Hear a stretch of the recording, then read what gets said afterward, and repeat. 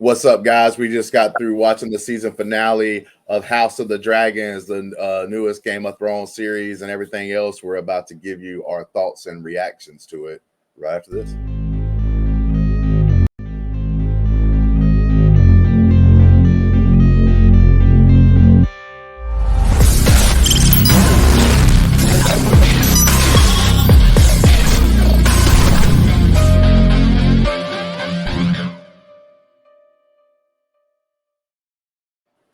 All right, guys, just like we've been doing, we're going to be giving some general thoughts and stuff about the episode before we jump into a greater detail thing of the episode. We just got through watching the episode. But let's just go ahead and start up in there. I mean, no better way to do this but with a panel with two men with beards and a lady. All right. With no beard. And I got Hambone right here, my dragon behind me, Bowser, with also my flag. And we got to see some of them. Oh. We got to see some of them mean bastards. You know what I'm saying? So, let's get this thing started. So we'll go around. Greg, what did you think about the episode? What did you think about the finale for this season 2 overall, man? The utmost tease you will ever get. I've been teased by a lot of things in life, but this will be at the top of the list. Yes. Overall, great episode, great acting. We got everybody on board. Kind of this last episode, we got everybody on board. We got everybody kind of in a heading towards each other. Some questions still need to be answered. Some things, but great scenes, great action. I mean, not great dialogue, great acting. It was. I enjoyed it. All right, what did you think, Brandi? I liked it. You see a lot of progression in things and how things were unfolding, and I knew we weren't going to get what we thought you were going to get. I definitely called that out early on when we were watching it. I know that's going to be a build-up, but we're getting the build-up and seeing everything and how it's all coming together. I liked it. I will say this, on a technicality, maybe you would be right in your statement, but the stuff that we got, in this episode, to me, especially one scene, and I said it while we were watching it, like we watch it together and stuff, and we laugh and cut up and do things or say things that we noticed during episodes and stuff. That scene with Daemon and Rhaenyra, to me, was worth a battle. That was worth a battle because that is 2 seasons of setup. 2 seasons. Now I want to go back with the time that we have going into a season 3, which we won't have to wait as long as we did have to wait for season 2. There's no writer's strike and everything. They've already started working on it and all that good stuff. We're actually going to get it a little sooner. If I'm not mistaken, the rumors are we possibly may get it at the end of next year. So about a year and a half is when we may get this. And we're going to get something to keep us a little appetized, because in between that era, if I'm not mistaken, we're supposed to get a little Dunkin' egg sprinkled in. You know what I'm saying? And that's a cool little story or whatever that they got. So people that want to know about that story and everything, you could go pick up the Dunkin' Egg series or whatever, the novellas, and read them and have some things about the story. Again? Yep, Dunkin' Egg. No, not Dunkin' Egg. What did you call it? A little novella. Shout out to all my Latinas. But here we go, right? I do think there's going to be, I'm not going to say totally backlash, because I do think some people are going to say the episode was good. They just didn't want it to be the last episode because we didn't get a lot of action. There was a lot of people thinking we're going to get a lot of action and stuff. But I'm going to tell you, as someone who knows a decent amount about this story from book or whatever, now we do not get all the little details in between, which is something cool about this series, is even though you read the book, you don't know how they get to certain things. How is this person going to do this? How is this thing going to actually happen? How do we get there? You literally just get, oh, there was a battle and so died at some points, right? There's not a lot of detail in a lot of that. So I like the fact they're taking their time with it. And I like the fact they're setting it up. And even though I'm selfish and would have loved this scene, some more dragon fighting and some more battles, we got that in episode 4. But if you know the stuff that's coming up, I think it's going to be pretty awesome for like a season 3 and a season 4. We know this is going to have 4 seasons, and that's where the story is going to end, is after the 4th season. They're not going any further than that. So there's a lot of things that's going to happen in this next season coming up, man. And I'm going to be super excited about it. The sad part is we're going to have to wait. But Don is dying in that next season. I am going to be very happy. is who now? Kristen. Oh yeah, old Kristen Cole over there. Yeah. All right, man. So let's get into like the actual this actual episode, and actually like breaking it down just a little bit and everything else. So we get into this scene here where we have one of the Lannisters being sent over here to actually try to win the pirates. He's trying to get the pirates on the side of House Green to be able to stop the blockade, which hopefully will help them get like say food and everything else, and possibly like people not being as pissed off because of hungry and everything else. So they're going over here to make this deal. Yeah, we'll just go around. Like, what did y'all think about this scene in particular? We're actually off of Westeros. We're Eros, I think it is. And some of these names I get mixed up. But yeah, he's over here, some of the free cities, and trying to recruit some stuff. So, like, yeah, what did y'all think about overall about this part of the episode when we had Highland? He kept having to repeat his name because I kept the Tyrod. Oh, Tyrod over here. Oh, Tyrod Taylor. Yeah, so what well, QB for backup QB. Back up. That was interesting. Backing up. Mm-hmm. It was interesting him go there and the demands that they wanted, and him bending to some of them, especially that mud scene. Yeah, like I enjoyed the scene. I loved it. You get to see some of the pirates and everything else, and then like little to his though, the pirate leader over here, you know, one of the ones that are the commanders that they were saying, She's hey, Lannister, you gotta win her. They said you gotta win like whatever the commander or whatever. You gotta like win that person over to be able to have them sell for you and everything else after he's already conceded that he will give them the stepstones, which I don't think a lot of people's going to like overall, that he actually gave them that. Like he promised them that after the she's a Lannister, right? No, she's not. She's actually, she's over here. She's one of the pirates. I thought she said her name was, they said her name was Lannister. It's like, I can't remember what her name was, to be honest with you. But I will say, as far as the actress go, what did y'all think about her? She was I loved her. Yeah, I loved her. I loved her. I thought it needed that kind of energy, light-hearted kind of. She's gonna, bust some balls. I loved that. What did you think about her, Greg? I thought she played pretty well off of Tyrod. Homie, kind of like a prissy, kind of rich dude, kind of like in favor of the Lannisters, kind of like. And then you had her, who was like, a pirate, just like Brady said, busting balls, like just all about like a Boston chick or a little Boston chick over there. Like, so it was good. He's a ball buster. Definitely, for sure. I'm fine with the character so far. I don't know what I think about the actress so far and like how she like acted the part yet. It's one of those things where it would be cool if I had a couple more episodes to kind of put it together and give my overall thoughts on it. I don't dislike her, but I don't know if I like her either. As far as like the actress go and how she's portraying the character, the idea of the character, like I'm cool with. I get what they're trying to do and everything else with it and all that, but like I said, to me, it's kind of too early to judge, because I'll go ahead and tell you, there's a scene we'll talk about later on where we had one of the brothers, one of the bastard sons of the Sea Snake, where I thought he was kind of a weak actor, but tonight, no, he put that shit to rest. Mm-hmm. He may have won an Oscar, and they don't even give Oscar for TV shows. You know what I'm saying? Yeah. There could have been a couple of Oscar moments in this actual episode, to be honest with you, when you think about it. And I thought, and I get these two names mixed up now too, because they both start. Why they always have to start with like the same damn letter or sound the same? Adam?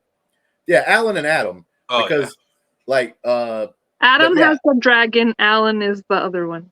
Yeah. So the Alan character, like I said, I thought he was pretty weak overall as far as like a character.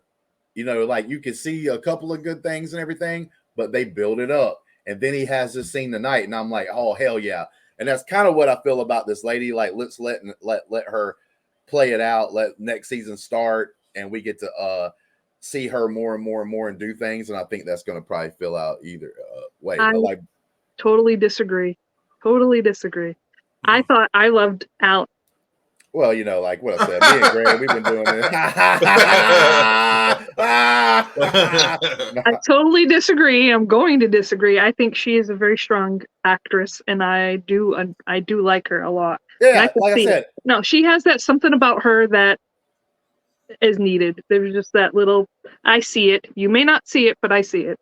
I like it. And that's going to be like different between different people and stuff. As someone that was an actor. Well, bro, I play actor all day long, so I don't even know what you're talking about over there. I did theater, you didn't.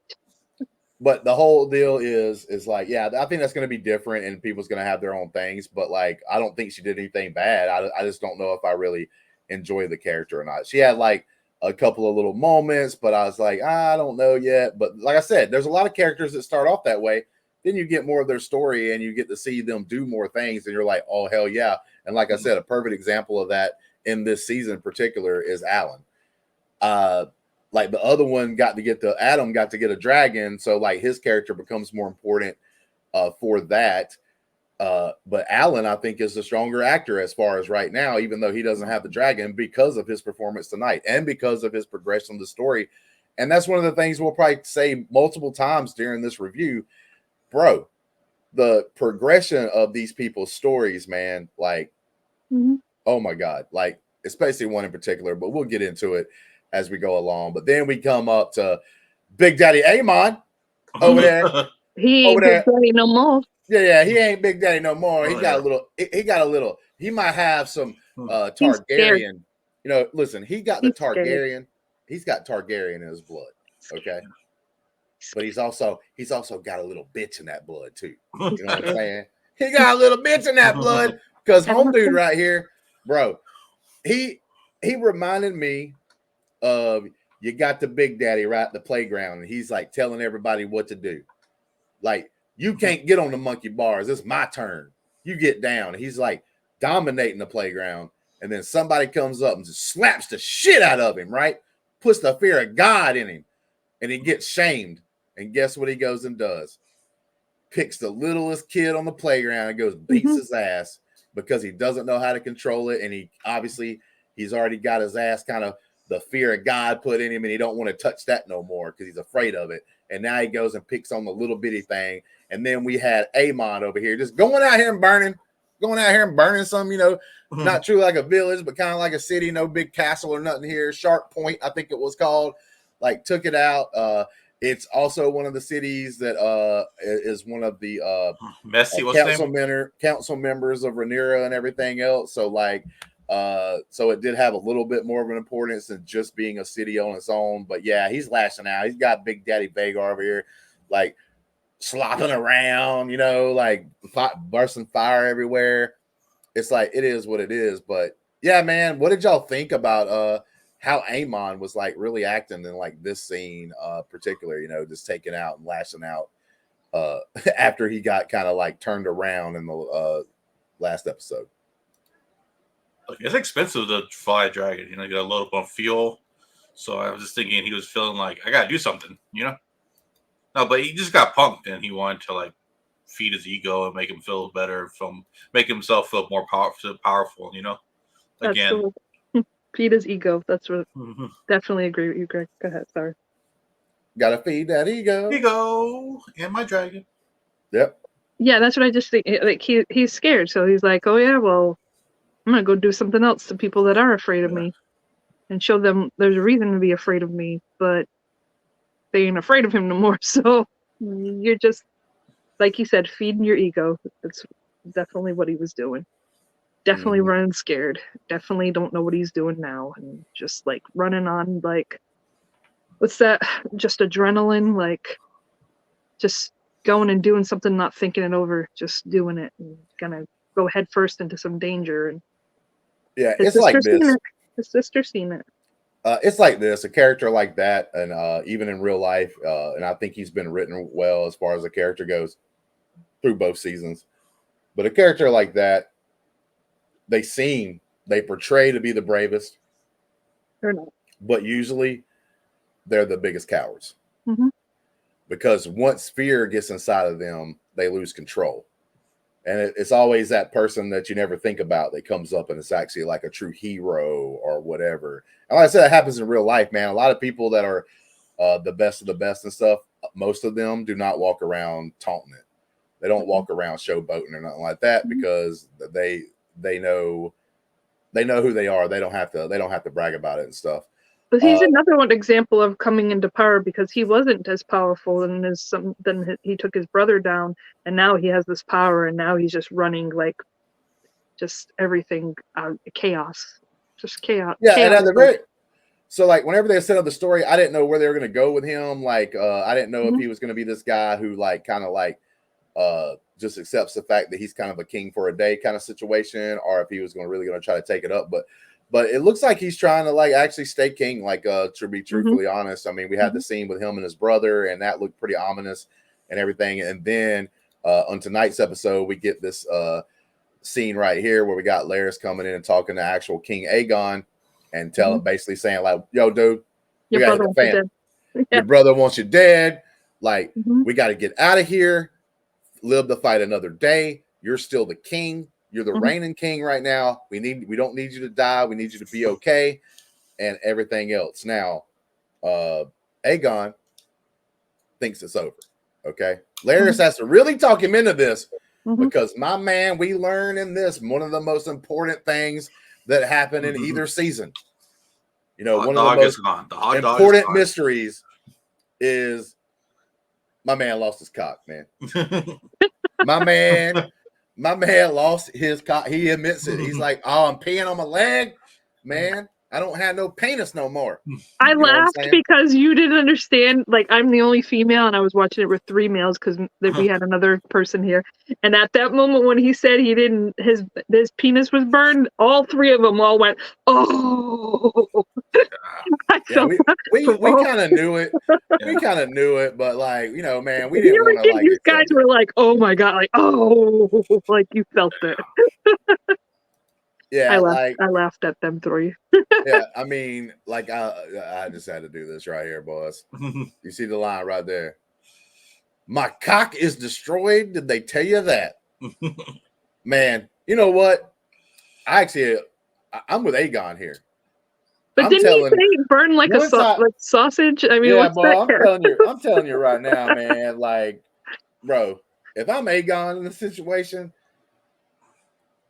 I'm getting up with all my strength, walking over to that table the maester had, and I know that guy's got a poison over there somewhere. Yeah, I'm putting it in my little tea, and I'm drinking the whole damn thing. The world is done. It is gone. See you later, my friend. You know, I'm out of here. No, I don't care about being whatever at this point. It's life is over. No, it's not. No, it's done. You still have hands to do something to the female. Well, okay. Well. Quick question. Going back to Amon, right? One Eye Willie. Speaking of One Eye Willies, yeah. His persona is like based on like he's always been a fan of Daemon's.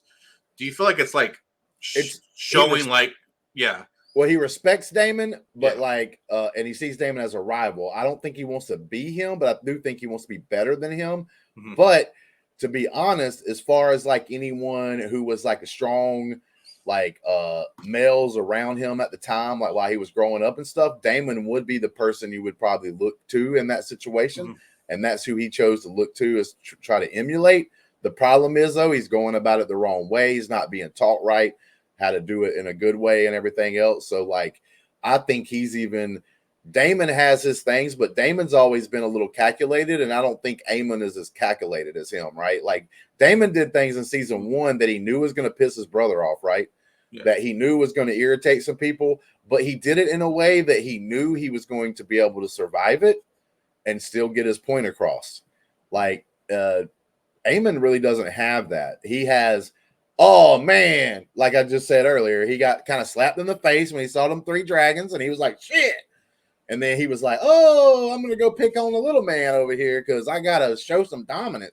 Like, I don't think Daemon would do stuff like that. We saw Daemon do things in like season 1. Maybe he would have did when he was a kid, but Daemon as a grown man, like in season 1, he's the one that wins over this the steps that actually they just gave back away. But he wins that over and fights the Crab King and like just runs out in danger like as a true hero. Like, so he does these things to do his stuff, and he does them in more of a better way, if you would say it like that, like almost even more heroic so far. Whereas Aemon just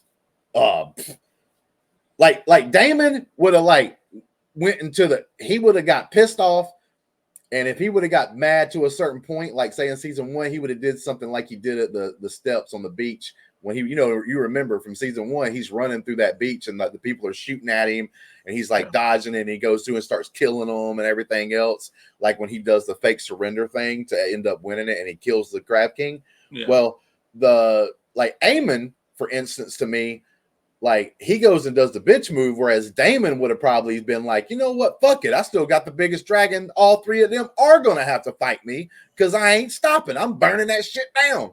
And maybe he loses, but like he would have did more of a heroic, brave thing, whereas Aemon's kind of like, oh, let me go slap the little kid. Yeah, I was just saying from the point like Aemon's like almost like if Daemon had not like found his place in the story, right? His ultimate, like everybody's finding their role. That's basically the more like the theme of the show. Like Aemon's actually reaching for power. Like he didn't stand by his brother. Like he's ultimately trying to grab. Well, both of them kind of did. Now Daemon hasn't learned that until this season. Yeah, right, and he's older. But I will say, Aemon does kind of idolize Daemon to a certain point. But he doesn't like idolize him like, oh, I like him and want to be him. He idolizes him, but he wants to be better than him and he wants to fight him and beat him. Like he's all about having like these war accolades, like accolades, like, oh yeah, man, I'm gonna come on there and I'm gonna be Big Daddy and everything. Well, he ain't Big Daddy yet, bro. It reminds me of like, remember everybody seen Pitch Black with Vin Diesel? Yeah, a long time ago. Yeah, well, it's like that little kid all of a sudden like sees Vin Diesel and how badass he is. And he shaves his head, little kid, puts the goggles on. That's what it kind of reminds me of. Like someone you just idolize as a kid. You're like, oh, okay.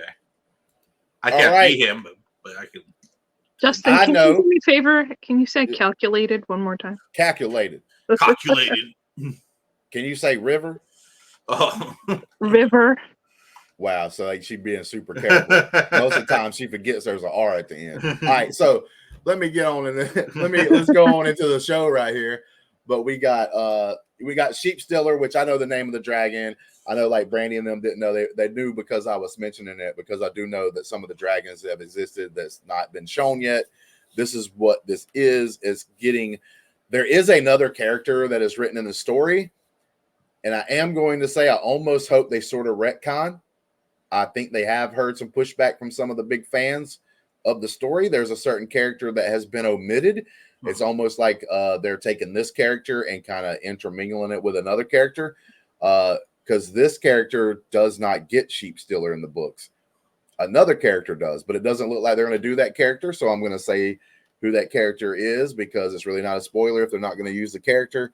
It's called Nettles, and it was actually the only person that has ever been able to try to get a dragon without actually being a Targaryen or anything. She actually would go to Sheep Stealer and feed the dragon like every day. She would go up to the dragon and give it food, and eventually the dragon like really accepts her, and like she's one of the only people, if not the only person, that had ever been able to ride a dragon that was never Targaryen blood at all. She didn't have an ounce in her as far as what the story tells. So that's a really cool character that some people liked, and they're actually kind of omitting her so far in the show, just to give you all a little bit of a background. But it looks like we have this character here that is about to get Sheep Stealer and everything else, and she's going through here trying to find Sheep Stealer. I'm not gonna lie, this right here to me was kind of the weakest stuff of the season, and the weakest things in this episode in particular. but some of it is because I know she's possibly taken the place of another cool character that they could have put in the show. So I don't know how, like, maybe that's affecting my judgment. I mean, what do you guys think overall about this character and her kind of like story so far through the season? Just didn't care really. It was just kind of a forgettable side quest. I like her. I like her, the character. I like her, but I like her, and I knew that she's like, because she's the only one that didn't get a dragon, and she's like, feels left out, and so she hears about this wild dragon that doesn't have somebody, and of course she's gonna go looking for it to see if she can claim it. Yeah, I think the way they wrote her in the show like makes sense and everything. So I'm not saying that, but it is like a really cool character that they're kind of like one of and it's kind of important because it is like the only person to ever be able to fly a dragon that didn't have any of the blood or whatever. So, and that's kind of like I said, it's kind of like I wish they kind of gave her something else that she could do and also have this other character or whatever that they could have showed. And like I said, they could easily retcon it. She hasn't got on the dragon yet. It would be kind of cool. We see her. She's facing off, not really facing off with the dragon, but she's like looking at the dragon. The dragon sees her for the first time. They could easily in season 3 have Nettles like actually be there because she's feeding the dragon, right? And like now it makes sense. And you still have her finding someone who's already got another dragon, which brings another dragon into the fold there and stuff like that. Or she's going to be the one to find the dragon, and she's going to be the one feeding it to get it to come to her. Right. And like I said, they might do that, and that's why I don't know. But I just there wasn't a lot of like excitement. I mean, like we had like these couple of moments with her. Yeah, it was like a filler. Yeah. So like that's the only thing I'm kind of saying with that. Now we jump from seeing a little bit of that to we got old Oaf over here. Oaf, a dumbass. Bro, come on, dog. You can tell by the way he's dressed, he ain't just walking in there some little boy that don't know nothing. He's over here, feet on the damn table, disrespectful, like all this other BS, doing his little thing. He thinks he's still the king of the tavern or whatever, I guess. So you have him doing like that, and then you have Big Daddy Hole over here that's not in the picture yet, but he's being more stoic and everything else, like and he understands what's going on in the politics and everything. So he's being more laid back, and he even apologized. For the other one. See, when I missed it, I was like, I thought it was the other dude that got it, but it was both of them that got it, the dragons. But yeah, who was the other one? The Big Daddy got the Big Daddy dragon who was eating everybody last episode, and then Ulf over here got the dragon that they wouldn't even showcasing because he had tried to like run away, and he got to a certain part of the cavern and turned up and bust up on Silverwing. And we all thought this man was dead last episode, but then he was Silverwing for some reason liked him. So now he come riding around on Silverwing. So he said he's Daemon's brother? No. He is someone who is part of the Target. He had always bragged about having Targaryen blood, but then he wasn't super sure of it either. Like that's just something that his mom told him, and she easily could have lied, trying to make him feel better about his dad not being there.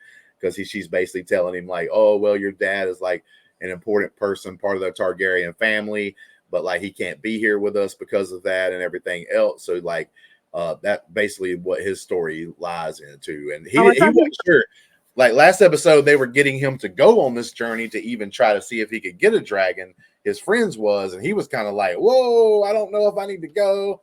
He's like, I might be lying. Yeah, exactly. So like, but no, he's not anybody. I mean, technically they're kin in some way, like maybe cousins or something like that. But I thought he said he was like I thought he said he was Daemon's brother or something like that. He was trying to say that in one of that. I mean, technically around their age, like basically like trying to say that Daemon's father was sleeping around could have been, but I don't know if that's like really what is out there.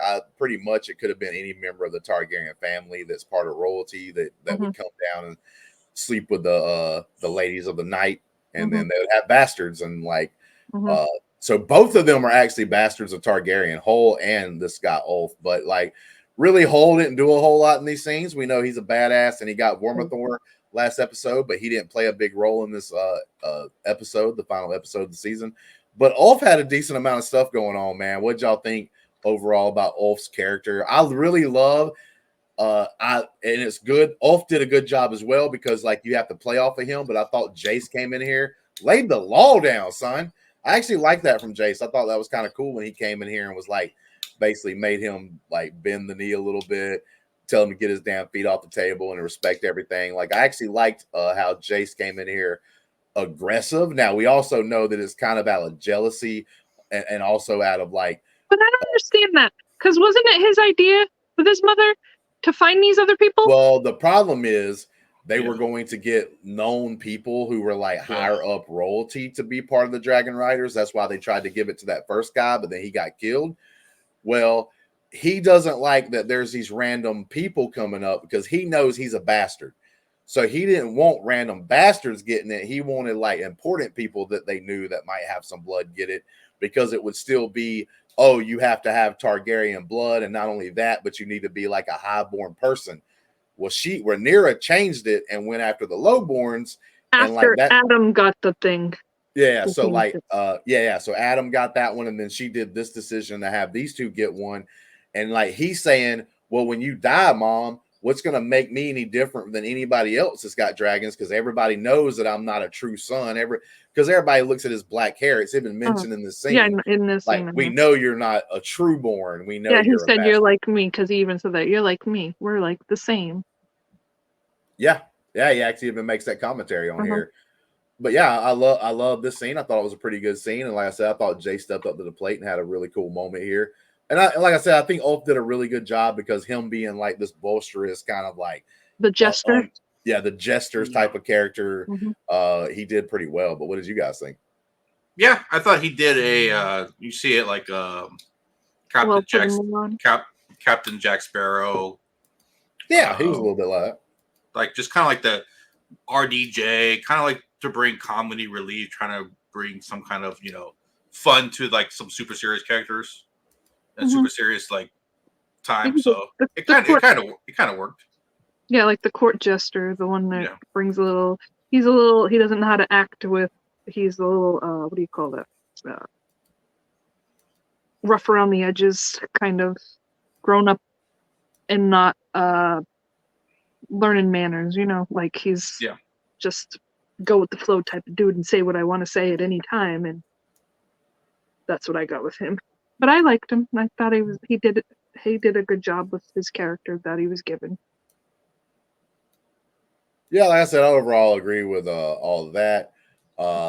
Then we come up to Corlys and Rhaenyra talking here. I thought this was a pretty cool scene just because at this moment we get him like saying that he changed the name of his ship from the Sea Snake.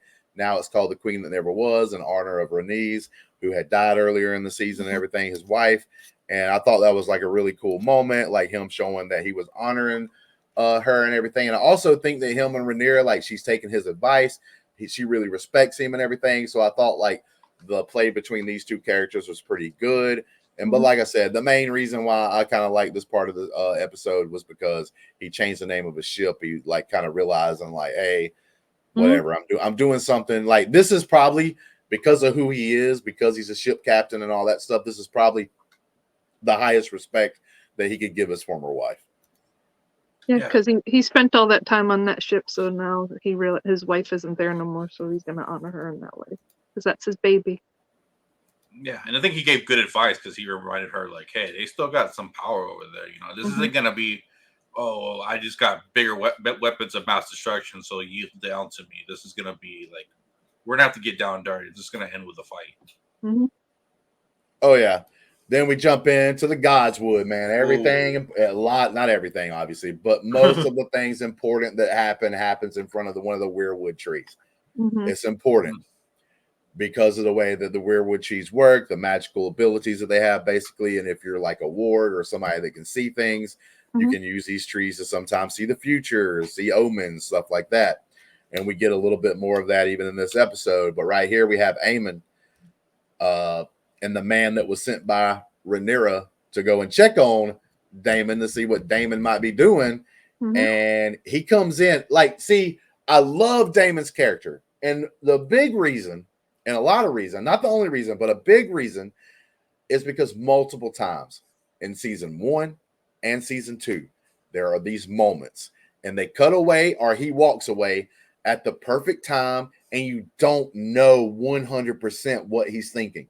So in season 1, you would have the moments where he could have easily said, I never, because he didn't. He technically did not have sex with Rhaenyra in this first season when his brother had heard the rumor and came and attacked him and was kicking him and pulled him out of bed because he was drunk the night before and everything else. And he ends up getting kicked out of King's Landing and everything because of it. But he easily could have said, I never did that. But then he doesn't say that. He doesn't admit that, like, he didn't do that. And like that causes him some trouble. But it's like a very interesting character just because, like, you don't know what he's truly thinking. And like, and even in this scene, but like even earlier in this season, like it cuts away whenever he's given the money to the Blood and Cheese to go and do the thing where they're going to try to assassinate Aemon, but obviously they get the wrong person or they have to settle for the wrong person to kill. But like they cut away, we don't know what he truly said at that moment. Like, did he tell them, hey, if you can't get Aemon, get any of the kids? Like, we don't know what he says. We assume it, but we don't know what he says, right? Or what he's going to do. Even in season 1, when he meets that then wife of the Eyrie over there in the Riverlands that he was married to, that he didn't really care for, and he's standing out there with his cloak on. Yeah, he could have been there for evil intentions, but she kind of sparked that. Like, he didn't actually do anything to her until like the horse got spooked or whatever, and then she fell, and then he ends up killing her. But up until that point, was he really there with intentions to kill? It's kind of left in the dark. I love the character. I love how it's written. Like I said, even in this scene, this guy's coming out and being traitorous as fuck. And Daemon's just like letting him talk. Daemon doesn't really say anything. Like, I mean, obviously he has a little bit of go back, but whenever the guy's really talking about treasonous ways and he's like, we need a king, and he's like quiet and he kind of walks away. And you not knowing what he's really thinking is just super cool to me. And they do it multiple times, and they do it great every time. And then another guy heard them and sent for Rhaenyra to come. And then at the end, he was like, "Oh shit, oh shit." Yeah, but do y'all have any other thoughts like on that particular scene itself? Like any kind of breakdown on that? But like, here's the guy you're talking about. Look at this asshole. Yeah, he's just sitting back in the back. He's over there like, wow, dog. I just heard some very potent information. What's so funny is he wasn't like, you could see him. He wasn't hiding. Like he was right there. I think. See, this is the interesting part. Daemon kind of walks away. This guy can't tell Rhaenyra that Daemon is seriously like being traitorous here, like trying to be a king, because he really doesn't know. Daemon's only told them to call him king and everything else, and he's technically not punished anybody. He got an evil look in his eyes, but he's never punished anybody for calling him the king consort or whatever, right? Like, so this guy truly can't say 100% without a shadow of a doubt Daemon's an asshole, right? So during this whole season, and even in this moment, Daemon doesn't really say anything that would cause him real trouble, but there's enough there for him to send the message. I would like to possibly think Daemon might have saw him down there hiding, like saw him, because like you said, he was kind of like peeking around a corner, but he a big ass motherfucker, man. Ain't nobody gonna miss his ass trying to hide. So, but yeah, what did y'all think overall? Did y'all have anything to add about that particular scene or anything? No, that hiding would be like you trying to hide, you two. Yeah, I'm not. Wow, man. I mean, you're taller dudes, so you'd be seen. I could hide. I'm little. Oh, you were just talking about our height, not our roundness. Yeah. That's how it is. I just think like for some reason the whole David's supposed to be the wild card, right? He's supposed to be like the whole thing is supposed to hinge on, was Daemon going to help Rhaenyra claim the throne? Is he going to go and backstab her and try to get the throne, and something has to happen where she kills him or he kills her? There's supposed to be that whole dilemma. I've never really bought, like, I've always felt like he was going to always help her. So it was just a matter of them setting it up correctly for me and doing it well enough to where I'm like, I know where we're going, but it still has to be good so I can feel like, okay, I got it. Bro. Like, I'm telling you right now, Daemon is part of two things, and we're going to talk about the second one, but the first one to me is in season 1. I always knew that Damon had this, like, yeah, he was not the best person. He's not the most moral person or anything else. Yeah. But I do know that he had love for his family and stuff, and he would never kind of really stab them in the back. And that's why I never would have said he would have turned on Rhaenyra, because that scene when Viserys is walking up the throne, you know, when he's like super hurt, bad off, he's about to die basically, and that last moment where he makes that climb up the steps and everything to get up to his throne that last time and everything else, and his crown falls off his head. And Damon's character walks up and grabs the Damon is the one that grabs the crown. And it's something that he's always wanted. And it's another moment where you're like, his brother's so weak, he could easily just take the crown and try to take control at that moment. He doesn't. He puts it back on his brother's head. He helps him all the way up to the throne, puts that crown on his head. And that scene was like strong and powerful. Probably the most powerful scene of season 1, even though we had some other things that were cool. And like I said, later on in this episode, I think we get another powerful scene that this character's paid off over 2 seasons. That just made me think of the differences between Daemon and Aemon. Daemon would help his brother. Aemon hurt his brother. Yeah. That's what I was like. Daemon did things despite his brother in season 1, but Daemon never truly went after his brother. He still loved his brother, right? And they showed that back and forth during season 1, because there were different times where they were together, talking, loving each other. And then there'd be the time that Daemon did something that was spiteful or whatever that would piss off Varys, and he would send him off again. They do that more than once in the season 1, where he sends him off because of like different things that are happening. But that's the relationship between brothers and sisters most of the time too, is we all have that love-hate for our siblings. Sometimes we love them, but nobody else is going to hurt them but us. But speaking of siblings, like this episode of this is probably going to be a little bit longer than some of the others, but that's fine. It's the season finale, so of course, and it was a longer episode. But one of the things I want to bring up too here is we got this scene right here where Aemon's come back. He's realized that the dragons are they got more dragons than him. He needs to get dragons desperately. He comes up to his sister and he forcefully comes in and says, "Yo, hey, I'm One-Eyed Willie, and I'm here to tell you right now, we need to ride that dragon. You got Dreamfire right here. I need you to fly with Dreamfire to battle." And his sister's not like that. She's not that kind of person. She's not a fighter. Well, not even that. She doesn't want to just burn people. And she doesn't want to hurt people that are innocent. She doesn't want to. I think in a desperate time, what hurts her, she's a dreamer. So a lot of people think she's weird, but it's really because like there's times where she like sees things and it kind of she's got the premonitions. Like some people would say she should have fought for her son, you know, that got killed earlier in the season. But she said she can't change things that are what she sees. Exactly. She already had saw this. She knew what was going to happen. So like it's a little different. But yeah, I think she did stand up a little bit here, right? Like she didn't just like take it. He didn't hurt her, and she cowered. Like don't do that to me. The other scene, though, is a little better because she did stand up to him more in the other scene. Oh yeah, definitely. She had something to play on him because she didn't know that piece of information that she knew towards the end of this episode at this moment, right? She doesn't know that. She learns that a little bit later, but like in this scene right here, like I said, you know, he's basically trying to get her to fly, and then Alicent's here, and they do like almost like a little tug of war deal. Right here in the scene, this is when they're kind of going at each other. Right here, it's like, oh yeah, she stands in the middle. And Alicent stands up to her son a little bit here too as well. And I thought that was a pretty cool thing. But this is the difference, man. We talked about it throughout the entire season. The two families. One family, they love each other. Even they might have arguments. Like Jace ain't the happiest person in the world with his mom right now, but they still like have that love for each other. They still do care for each other. We even learned that from Daemon later in the episode and everything else. And then like with this family, they're just like they're all on team self. You know what I'm saying? Nobody's like for each other.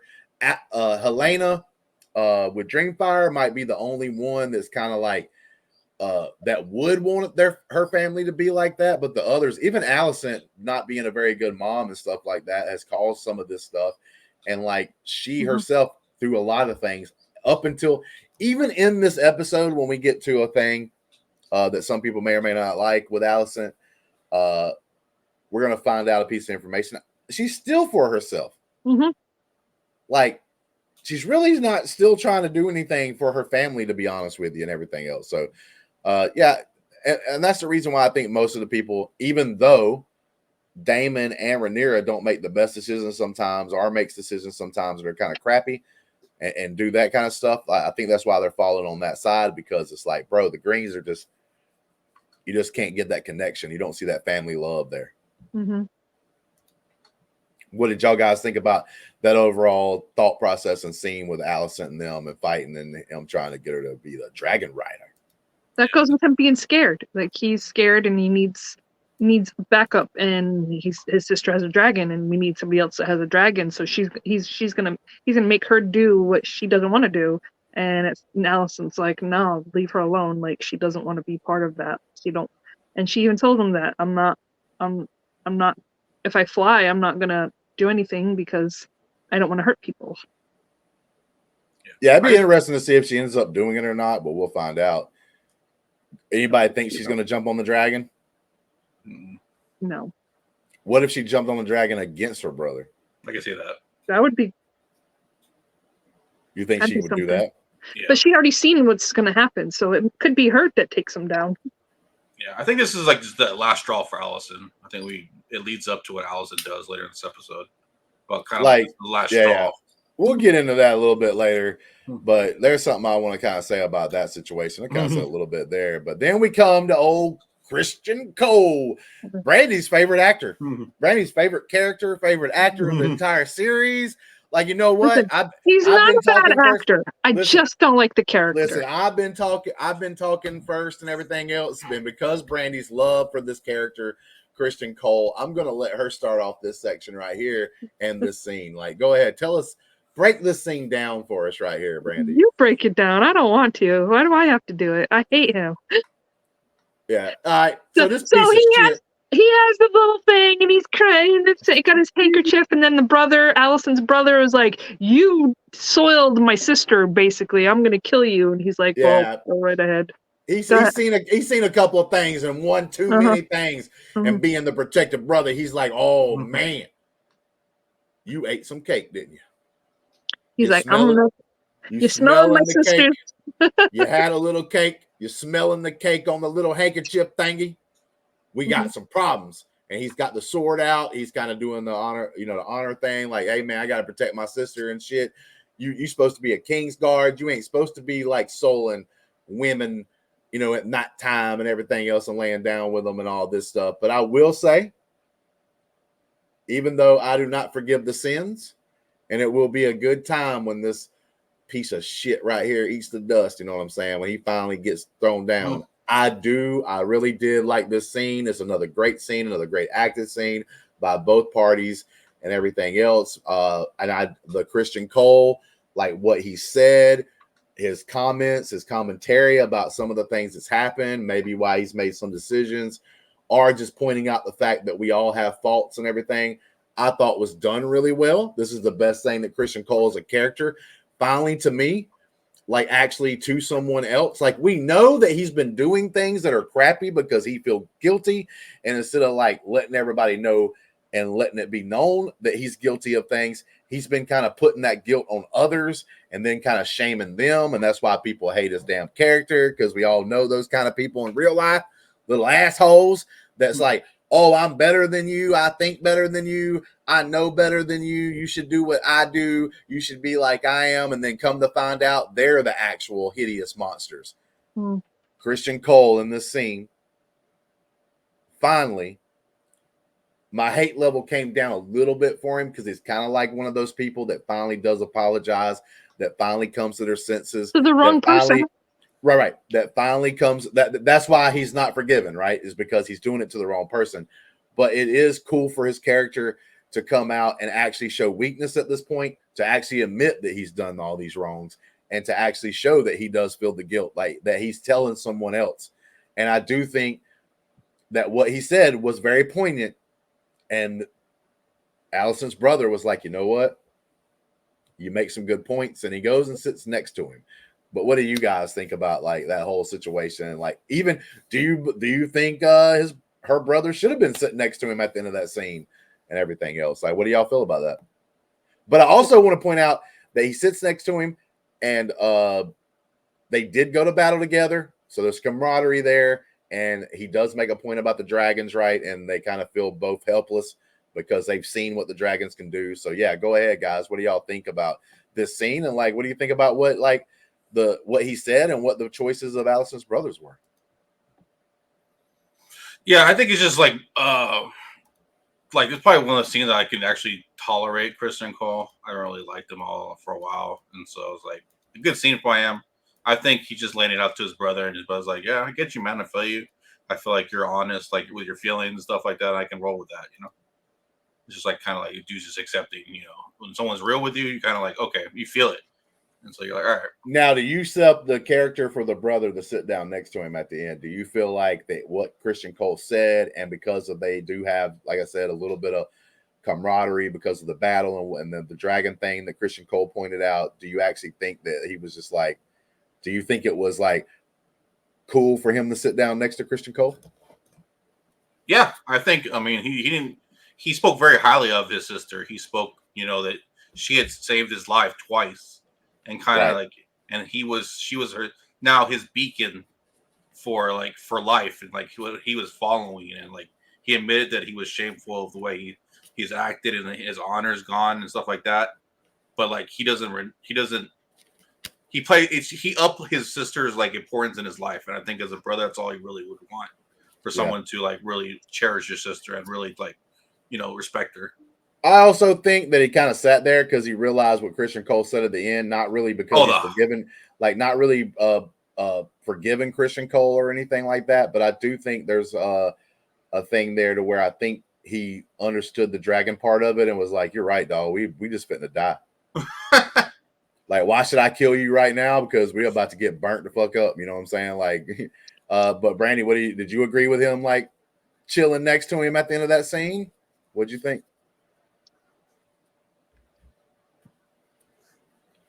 Hell no. Why you ain't even gonna talk about? You hate that man that much? You ain't even gonna talk about a scene? You ran to me twice. You're a douche. Get out of here. Wow, dude. Wow, very poignant stuff. But then we get hey, if you would have told me and Greg that there was gonna be some mud wrestling happening, bro, we would have got excited. We'd have been like, hell yeah, which characters are being involved? And then we got this. Okay. We got this piece of garbage, Thailand over here. Tyrod. Old Tyrod Lannister over here. And this like pirate queen or pirate commander, whatever you want to call her. You know what I'm saying? They're out here mud wrestling. And like I do agree that a lot of this episode was very serious. So I do get what they're trying to go with. I do understand they're trying to put some levity, something funny in here, and it was kind of funny. This to me though is one of the weaker scenes. That's why I don't know if I love the character or not. It's not her fault. It's not even her character's fault. But it's like they make her to be a badass. She's fighting Thailand over here. That's not technically a badass. We know in Westeros he's kind of like he would be like a weaker fighter. I ain't saying he's like a bad fighter, but he would be like a weaker fighter. You know, Christian Cole would whoop his ass. You know what I'm saying? Even though I don't like Christian Cole. But the thing about this is, to me, is like even at the very end, they do the joke where he slips and falls again. And it's like he just beat her and she's respecting him. But I'm almost like, why? Yeah, he got a couple of punches in, but that's because like she kind of was like, it's like she's truly gloating right here. She's like looking at her fans, like looking at them doing the whole like bad guy, like, hey, look at me, I got your hero to the ground kind of pose. And then like she gets sucker punched and stuff like that and loses the match. And then she like respects them. He was backhanded like the but like she laughed at him. Like he did not win. She just was like, okay, I respect you for that hit. Like you were cool. That's basically how that was. She beat his ass though. Yeah. No, that's what I'm saying. Like he's over here whining like a little girl. You know what I'm saying? Like during the fight, getting beat up, and then he gets his sucker punch in, like he punches her in the belly here, and then backhand her back, and she falls back. he hits her hard enough that she's like bleeding at the mouth or whatever. And I guess she like he earns respect because he does that and everything else. You know what? Maybe she's like, she does say he's a very good looking man later on in the episode. So maybe that played a little That part was her in it too. flirtatiousness. Yeah, but like me, Justin, we ain't doing that. We ain't flirting like that. We're not mud wrestling. to me, when they add the slip at the end, and I get, like I said, they're trying to do something kind of funny, break some of the seriousness up. It's like, well, I'm supposed to believe this pirate queen or pirate commander is a badass. She does get knocked to the ground. She does like kind of like say, okay, like I respect you now and everything, but then he slips and falls, and it's kind of like, bro, she just got I agree with you. I wouldn't necessarily say she like lost the fight completely, but she did get bested at this moment right here in the show. Like she could have went after him, but she just like, I respect that.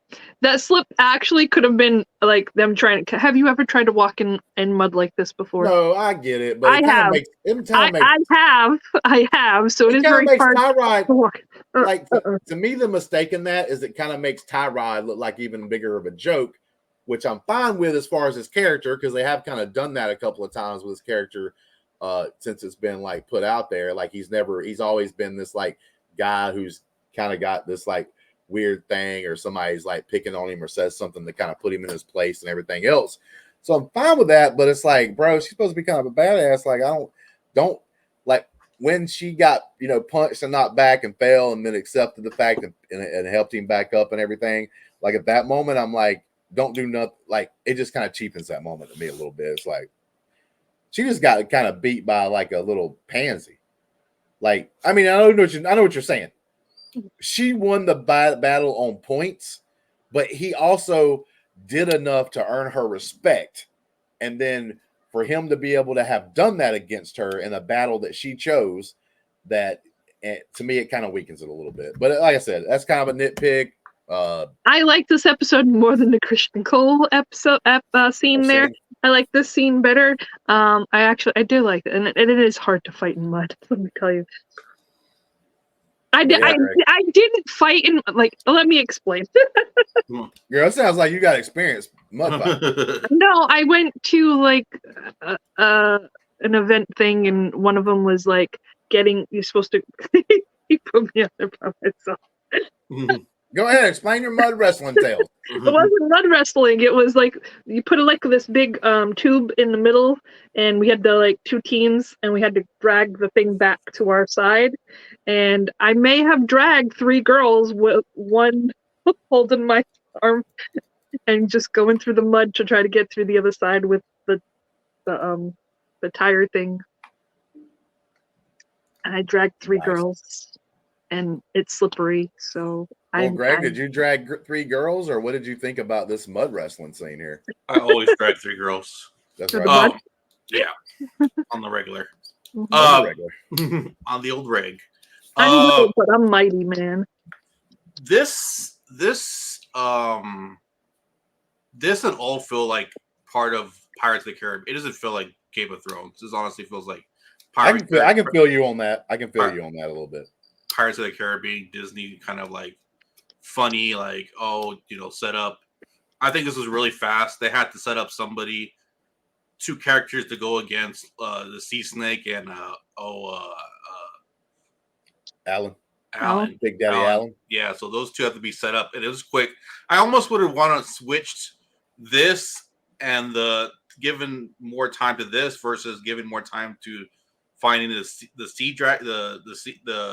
the goat dragon person. Oh yeah, the sheep stiller. I feel like this needed more time to marinate and kind of go through this world a little bit more to set up. It was really quick and kind of like like Disney like real kind of funny to do it. So I thought it was like kind of weird, but overall, I mean, it got what it needed to get done. I you know what? There's another thing that's about this scene, and I don't agree with this before I say it, but I can see some idiots on Twitter getting the little Twitter fingers out, like I like to call them, and they're like, "Oh, so you're gonna put this woman that's supposed to be kind of a badass, and what do? What kind of battle do you put her in? A mud wrestling battle? Oh, you bunch of sexists, bro! Come on, man! Like, it's gonna be stupid. I can see some people trying to claim that and try to get mad about it. But they And didn't I'm want like, to kill bro, the character, so that's what they're going to give because they're not going to give a sword fight. But they no, don't yeah, want the but person to like, kill. yeah, obviously these characters can't die, What so you else got to are do there to something. do in that time? Yeah. But I'm just saying, like, some people's probably gonna bring that shit up, and it's gonna be stupid because everybody thinks it's got to be Whatever, it's going to be fun. political or some bullshit. But Nah. like I said, I don't agree with it, but I can see some people trying to say that, and I think it will be dumb commentary if people are saying that. Because for one, I would understand if this was the only, like, say, stronger female character involved in the series, but there's multiple strong female characters in the series. You might not like Alicent, but she's a strong female character. She thinks for herself. She goes out and tries to get things done and everything. And then you have Rhaenyra, who's like, in a lot of people's eyes in this world, in this fictional world, that's the true queen. So, like, yeah. And there's a lot of things going on and characters that's doing their thing. So for one character to go out there and do something like that, I think it's going to be stupid. But I can see some idiots, like I said, on Twitter, on the X, trying to say some shit. But let's go on to the next thing, which is Jace and his wife doing a little talking. I do kind of appreciate this a little bit, but I wish we got a little bit of this more because I do think they have some pretty good interactions and everything when it comes to it, but we just don't get enough of it. But like I said, the stuff we get is pretty good. Not super great, but pretty good. I think they have a certain chemistry and everything, and I think, she's coming in and, like, pointing him towards the right direction and kind of pointing out his flaw of, like, you being jealous and everything, like you shouldn't think that way and all this good stuff. So, like, he's like, stop sulking. He's like, I'm not sulking, I'm reading. Hey man, I'll be honest with you, a lot of people reading be looking like they sulking, man. What you think, Greg? What do you think about these characters and their relationship with each other? Jace reminds me of, like, if we were watching Kylo Ren, like, as a teenager, like after he became like Kylo, like just be like watching him like sulking and like, oh, why can't I do this or why can't I do it? He has moments where he pouts, and then like we in some of these scenes, like in this episode, we saw him kind of be kind of firm and take direction pretty well. So it's like give and take with Jace. I was like, I can give it. I mean, I liked it. I like the episode. I like the little interaction they had. All right, so then we jump over. Listen, this is the look on a man's face. This is the look on a man's face when he's been told, "Hey, you're a good-looking man. You're a good-looking man. I would like you to perform acts that would cause babies to be made." Every wingman has this look. Yeah, and he's like, "What?" And then, but he's also told, "I don't want you to actually sleep with me. Yeah, I got some wives. Yeah, I want you to sleep with my wives." And this is a look on a man's face when he realizes he just might have hit, like, hey, as a single man, he might have just hit the gosh darn jackpot. You know what I'm saying? Did I bring my blue pill?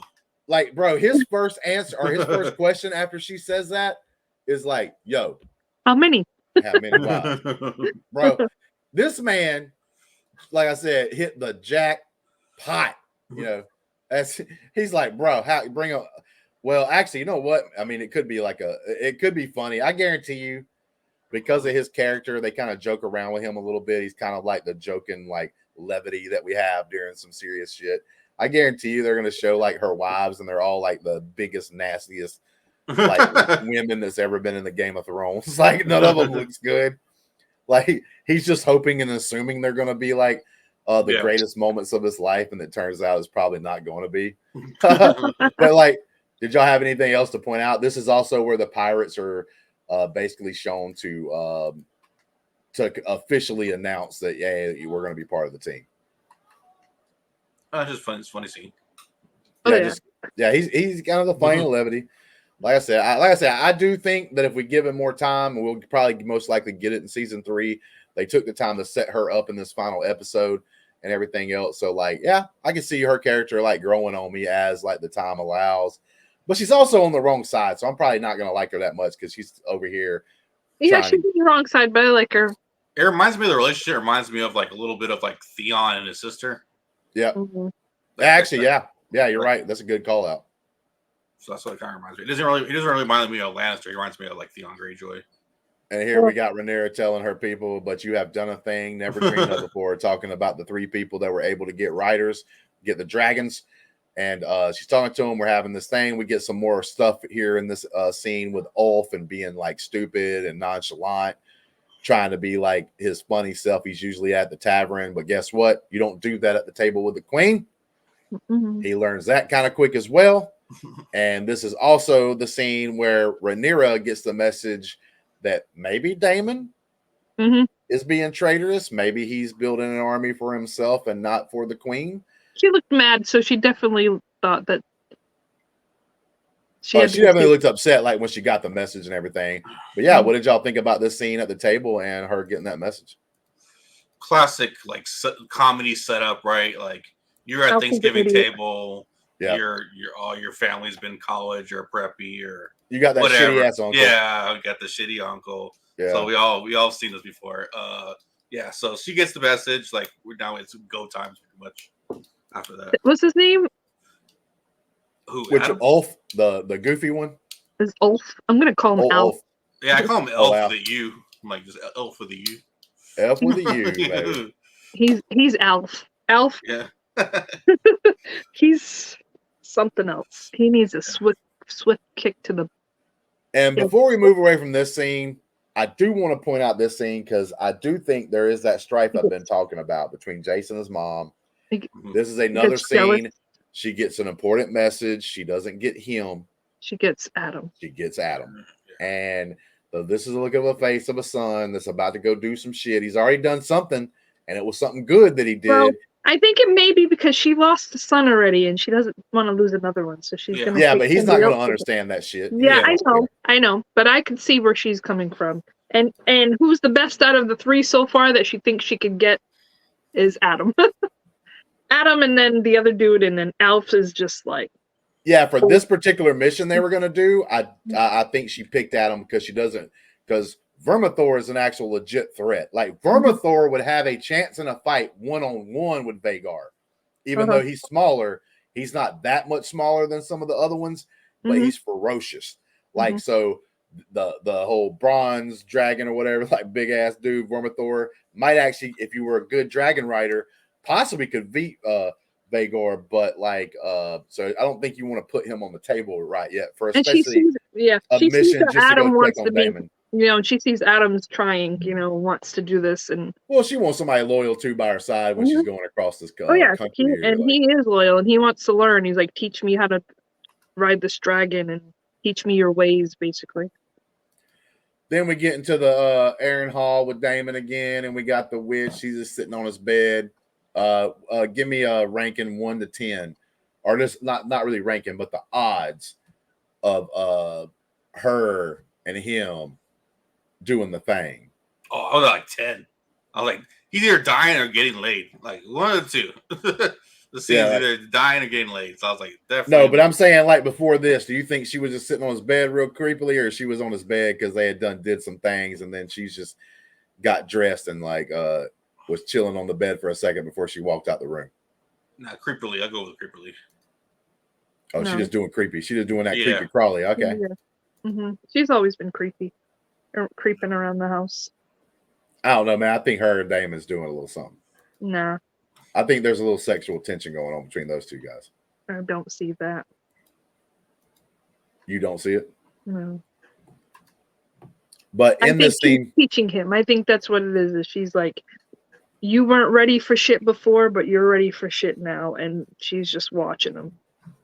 There's no sexual tension with them. She's just her wizard. Well, with that being said, they go to the werewood over here, and she grabs his hand. I'm gonna be honest with you, man. This is the scene. She's telling him this, like she's like, all your life you have sought to command your own fate and everything, and she's going to have him go up and touch the tree. But there is a moment where she reaches out to him, but you don't see her hand, and I'm thinking, oh, she just grabbed that penis. I was like, oh man, she just grabbed him by the balls and was like, now you don't command your fate. I got your balls in my hand kind of situation. And put your wang on the tree. Yeah, exactly. But it turned out she did just grab his hand. So maybe Brandy's right, but I don't know. Kind of did look a little whatever. But then like she puts his hand on the tree, and then you see I'm gonna tell you, like the dream sequence. I want to kind of like go frame by frame and everything, like when I get the chance and opportunity. But yeah, the dream sequence here looked really cool. We see the tree, we see the Queen of Dragons, like her hatching them, but he only sees her from behind, so he may even think that's like a thing about Rhaenyra or whatever. So I don't. But man, him walking through like this field of battle with a bunch of dead people, and then he goes into the water and all that kind of stuff right there. And there is the scene where you can see her back, and she's got the 3 hatchlings and everything. That's Daenerys, right? Daenerys, yes, that's Daenerys we know, but he doesn't know her obviously. No. Then we get this image of Rhaenyra sitting on the throne over here, and like he sees that and all this stuff, and then he even sees like, man, what would she be like? Obviously, they're kin. But he sees Elena. It's his niece. Yeah, so he sees Elena, and you're right. So he sees his niece Elena, and there you go. She's telling him something that kind of sounds a little ominous, like what the path is now. This is our story. Like this is the part of your story. We're just pieces of the story, the bigger story. So they're parts of a bigger picture. So even pictures beyond of what. When they die is going to be part of the story, so they're part of just a pawn, just a small part of a bigger story. We can talk about this whole thing together. That's why I'm going to go ahead and bring this up too, because there is something I want to point out to you two guys and let you like kind of talk about what's up. Then because immediately after the dream and he sees Helena, we jump to this and she's overlooking. So do we think she's actually part of that dream that he saw, like literally like there? Like, and do you think for some reason that she's trying to help Daemon? Maybe. Like, because the message she gave him was very helpful for him. Like, I'd say overall. So what do y'all think about that? Do y'all actually think, because this is where she tells Daemon, like, hey, you're going to die. Like, it is what it is. No matter what you do, it's not going to change. Because he threatens, because she tells him, I know you killed or tried to kill our brother. I saw you set fire to him and all this stuff, and you let him fall. I saw it. I know it. He's like, well, that's treason. And he's like, I could be throwing you in jail. I could have you killed or whatever. And she said, I was there. Like, she was like, I saw it. And then she's like, and if you kill me, it's not going to change anything. Yeah. Yeah. The way she's positioned and the way they cut it and the way that she talked about like knowing what's going to happen and that he's going to die. He's wearing the same outfit. Yeah. So it's like, it feels like she was in the dream. She at the same moment, and just to look at her face, like almost shock of like seeing everything play out. Yeah, she was there with him, and she was the one who told him like this is a part of a bigger picture. And I do think she was there because the way when I seen that and I seen her on the balcony, and I noticed that she was wearing the same clothes, the same thing. In the thing, so I do. So you don't think it was just Daemon happened to be dreaming of her, knowing that she's a dreamer? No. You think she was actually there, kind of not physically, obviously, but like there in some kind of magical way to be able to deliver a message. Yeah, there's some connection. I mean, it was alluded. There's some kind of connection that they have to play their part in the story, and there's a connection there. So, like for some reason, they're connected. So I don't know if it's that binds them together, almost like a Kylo and a Rey thing. Yep. I don't know what it is, but she was there for sure. I think, like, yeah, she definitely has some strange abilities, and she's always been quiet, but always been like the shyer one. But I think then we always knew there was something bigger with her, because when she started saying, I saw this, and it's like, oh, wait a minute, what do you do? What is your abilities, little one? And now we're seeing what she is and how she communicates, and even if I do fight, it's not going to change anything. You have me go there. I'm not going to like kill people, but you're still going to die. Like, it's not going to change. Yeah. I think she's an interesting character. She is given more to do here in the show than she was given in the books, because whenever she had to do Blood and Cheese, she had to choose what kid. It was done a little differently, more horrific, and she kind of gets closed off into her mind, and she's like basically hiding in a tower, and she's just staying there. She's like mentally broken, not very good. She doesn't do a whole lot left in the story. after that. So like I think it's the stuff that they've added with her and But I had her think do more things has been she very knew good. what was going to happen with the kid. Didn't she see the guy, the rat Yeah, in the catchers? show, but I'm talking about in Yes, the yeah. book. Mhm. In the book, it happens a little differently. In the book, The books like are always different than the movies. right, well, the book there's two boys. It's not a boy and a girl. So like in the scene that we saw in the show, it was a boy and a girl, right? But in Mhm. the book, it was the two boys next to each other. Mhm. And it wasn't a choice of give us the son and that's it. And she could say the daughter. She literally is given the choice of do you kill? Which one do we kill? And she's given the choice and she chooses. And they look at the one, she chooses the younger one because he's further away from the line. So he would have a little bit of a rougher life. She tries to make like a good choice and everything else. When she makes the choice and picks the younger one, they to stay alive, or when she picks the younger one to get killed, they look at the younger one and say, oh, I guess you have to live the rest of your life knowing that your mom wanted you to die, and they kill the other kid. Mhm. So it completely destroys her in the book like story. Mhm. She is done. She doesn't do hardly anything. So what I'm saying in the show, all the things they've added and gave her more things to do, I've Mhm. actually really enjoyed. I think that part's better than the book, right? I think that's her running off into a tower basically and locking herself up because she's mentally destroyed. Because any parent, mom or dad, had to make some kind of decision, and then the person says, "Oh, now your kid's going to live with the fact that you picked them to die, and they're going to be the one to live. We're literally killing the opposite one of you chose." Like makes it more of a bigger thing.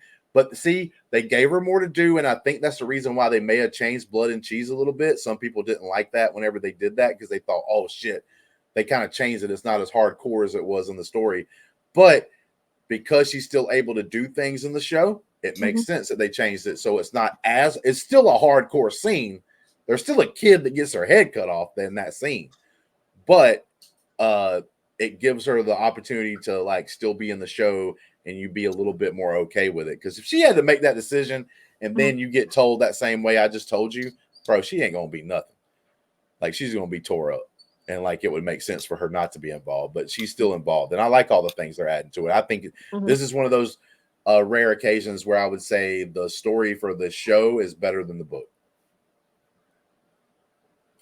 With that being said, the scene that saved this episode for me, because I know there's going to be a lot of people that's going to say this is a weak season finale for only one reason. Like I said, that they're not going to be able to really attack the story very much or to attack acting or attack writing or anything with that.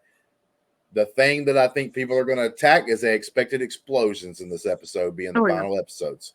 So there's going to be some people that's not going to like that fact. But to me, and I said it while we watched it, this scene, and this is just a beautiful shot right here. The two dragons coming up to Harrenhal. You got Caraxes like here's like getting up, like, whoa, wait, what's up? I've sensed these dragons. And then just the beautiful thing that they do with these dragons, the imagery just looks beautiful all the time. But man, this scene where we have Rhaenyra showing up at Harrenhal and you got Daemon and the people there saved this episode for me and made it a great finale. I like this scene better than if I would have seen a weak battle scene. Now, if I saw like a kick-ass battle scene, obviously I'd be excited about that. But to me, this scene saved it. It made it a fine to a good to maybe even great season finale because I love everything that happens from the dragons flying in to the moment that happens during this scene right here. But like, what do you guys think? Do y'all feel as strongly about this scene? Am I just like almost crazy because I like this for some reason way better than everybody else? Or what did y'all think? So it's a powerful scene. It takes me back, not as powerful as the King of the North scene with Jon Snow. Is like, but it got me pretty hyped. Seeing them talk it out and then Daemon kind of like not only bending the knee but firing up the troops. So it got me pretty hyped. So I was like, it was a good episode for sure. I mean, good scene. I like the scene. Yeah, it just showed that he's going to be with her. Yeah, he said winter's coming, which was cool. Bro, like this look on her Winter's face right here coming. is like, I don't know what's happening. Yeah. He's like, She all these walks into people, this like, what? room.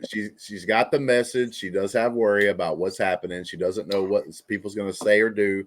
She walks in. She sees all these guys, and they're all in this part of this army.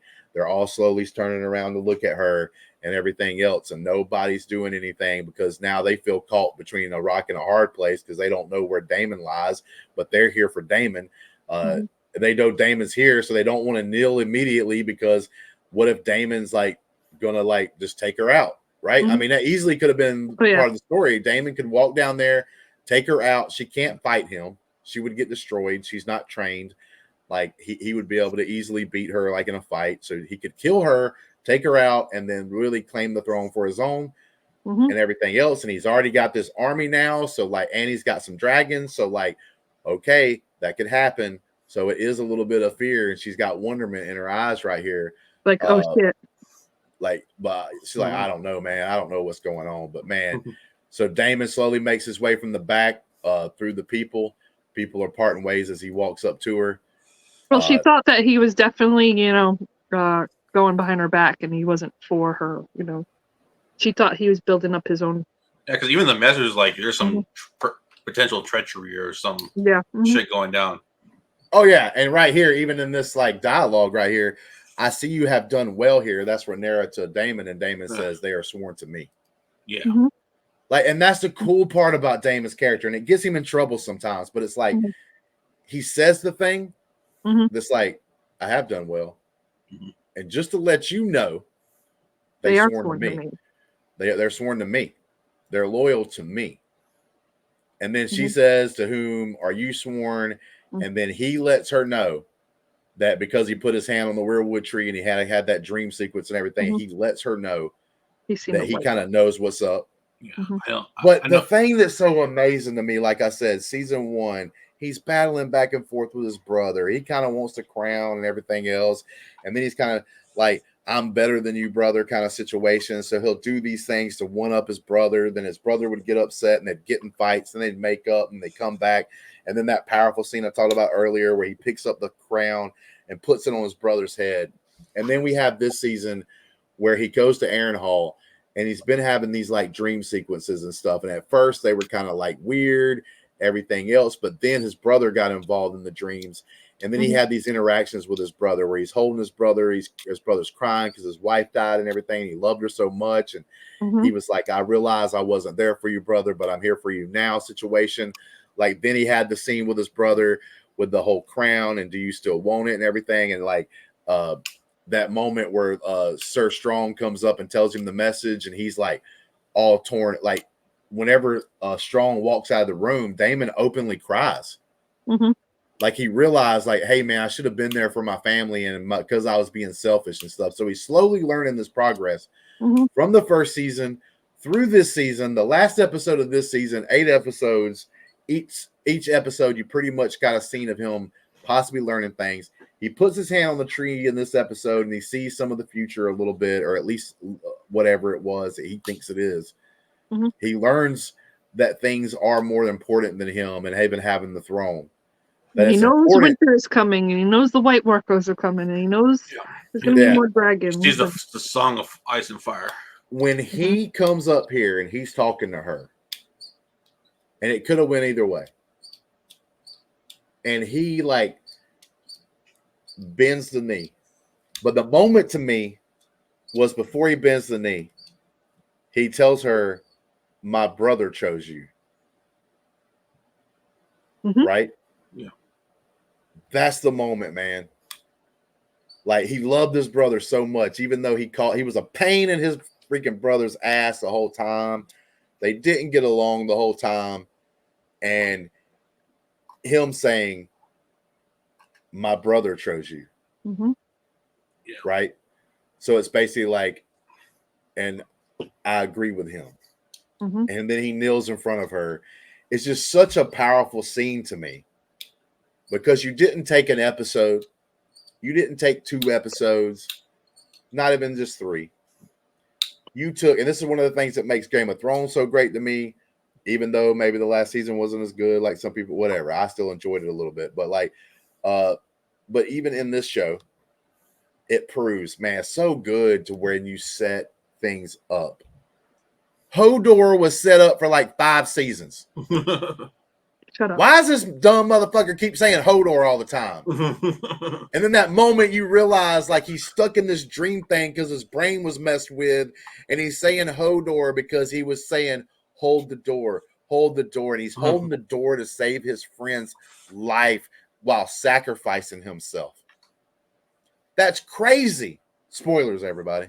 That's crazy. There was like 4 to 5 seasons of build-up for that. Brandi teared up when we watched that shit. I'm still tearing up right now. Right, Brandi was mad as hell whenever that part happened, but man, that's so powerful. Like you remember that for years. I will always remember that moment, like and the red wedding and stuff like that. But like this scene to me is pretty damn powerful, and it's done well, and it's set up for 2 seasons. It's set up, and it's set up well. And to me, when I see stuff like that, man, I get just as hyped up as when I saw fucking Vhagar bite the other dragon's half in the 4th episode this season. So that I get powerful just as scene, hyped up. the powerful scene for me was him seeing all the things and her coming in and telling we're part of a story. You know, we're just a piece of the story.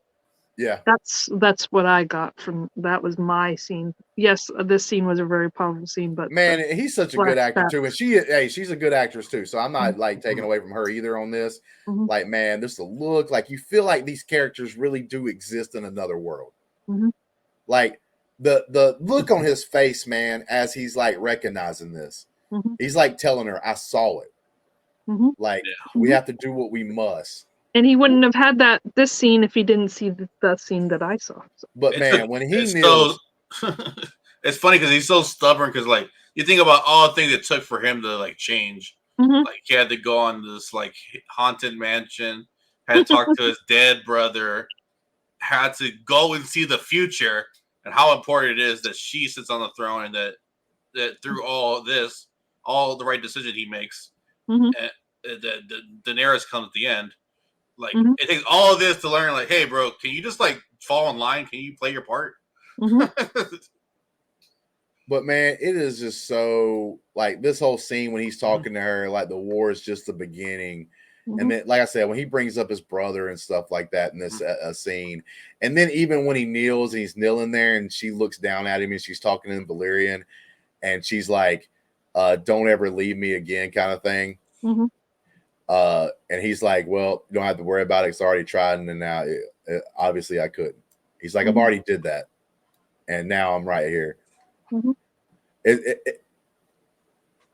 He's like, we need somebody, basically saying like, man, we need somebody to unite, man. He's like, is a leader who can unite it. And my brother chose you. Bro, that to me, man, like I said, it's not even between them. Like, I do think he has like love for her and stuff, right?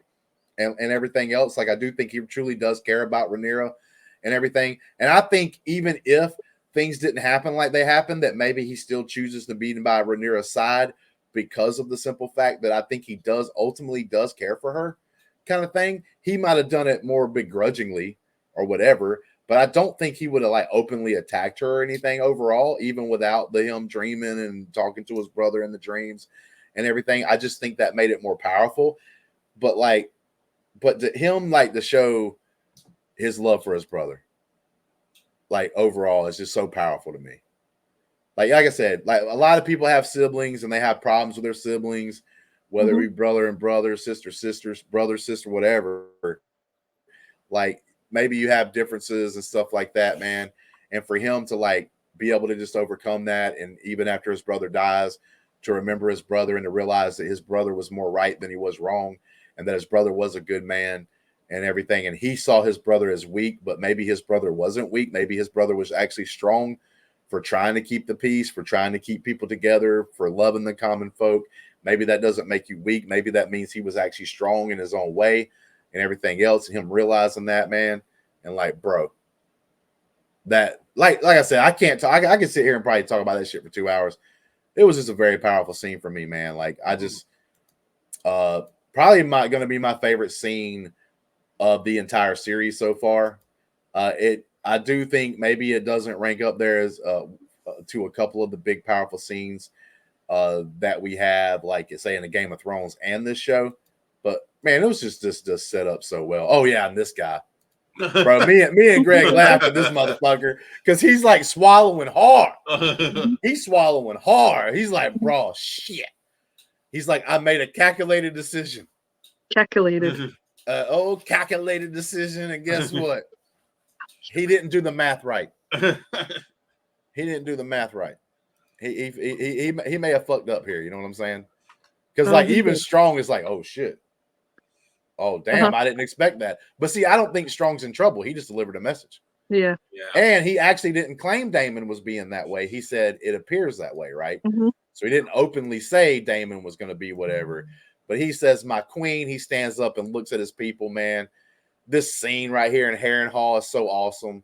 I love the fact that the castle is still partly destroyed from a long time ago, like in a battle, and now like the sun and everything showing through there, the way it's lit, and it's still cool how it's still kind of dark shaded too because of the darkness of the castle. And he's looking at these people and he says, like, you know, for every one of us and every 100 of them, we fight and die for the queen. And everybody stands up. I just think this was right. It's pure out amazing. And I think like she's got this newfound respect and stuff for like Damon now. And I think their relationship's going to be like super cool to like, it's going to be cool to see them together in the next season, to be totally honest with you. But then we come up to another great scene. Mm-hmm. Like I said earlier, this guy right here was a part of the episode or part of the season. Didn't know if I really liked him or not. Didn't hate him. Didn't dislike him. I was kind of lukewarm about the guy. Didn't know whatever, how his character was going to be done. And then this scene tonight happens, and he walks away. Like Corliss tries to walk away, and he doesn't let Corliss walk away. And he goes up there with this mean, mugging ass look he's got on his face right now. And he tells Corliss like what he felt, how it was to be poor and broken down and destitute. And he was able to see him and his other son, that he was openly walking around the town, getting different gifts, getting the sweet meats and everything else to sit by the fire and eat and all this stuff. And he kind of lets him have it, man. And Corliss, like the character, doesn't even really say anything at this moment. Like he does say like one line, but that was it. It wasn't really to him. It was basically saying like, you can stop now. You don't have to keep talking. But like the look on Corliss's face was done by it's still good. He's done good throughout both seasons as well. Great actor. As far as this show goes, he's doing a great job. And like, man, the character development here I thought was super amazing, super awesome. He's like, I don't want your help. And even if you did help me, I'd take it. I'd say no. Because I'm going to be who I am and be what I was before you all of a sudden now want to act like you know who I am now. I just think that was like a powerful scene, man. A lot of people's going to get the heartstrings hit on this too. People that like had a dad that left them, right? And then later on in life, sees that they're doing pretty good and then tries to come get in their life afterwards. Like that's happened all the time in real life, man. And this is kind of that moment. Like I'd almost say, write this fucking speech down that this guy says and tell it to that dad. You know what I'm saying? That left you stranded for a long period of time. And all of a sudden towards the end of their life wants to come in and be part of the family. Because it's a great ass damn scene and a great ass speech that could be said for almost anybody that's in that situation. But guys, what did y'all think? Nah, just great. It's always great when you have a stoic character. It's kind of like really like just focused, kind of like soldier-like, just kind of like yes sir, no sir, and then you see a break in just absolute passion. And it was a beautiful scene by our guy Alan, right? I always get Alan Adam. That's Alan. That's Alan. Alan just poured out his heart to his father and let him know, hey, like, you know, don't try to become, you know, I do my duty. I do it, you know, because this is who I am. But don't ever try to offer me favors or ever try to come out. It was just very powerful. Yeah, I thought he was going to be. I through the season, I thought, you know, because of this, he saved them, and then all the stuff they've been talking back and forth. I thought he would be a little bit, but now I was like, okay. I thought the other brother was going to be more harder, Adam. But now it's kind of switched it for me. Like Alan's like, no, I never wanted anything from you. You didn't want to claim me then, and you're not going to claim me now. and you see him shaving his head because he don't want to look like his dad. He don't want to have the hair. Like he's the one that's didn't want that at all. Yeah, it always felt like Adam had like the more like he wanted to be shown. He wanted to be looked at as the son of the sea snake and stuff like that. And Adam was always just like the guy who was like, "This is my job. I'm gonna go. I'm gonna do it.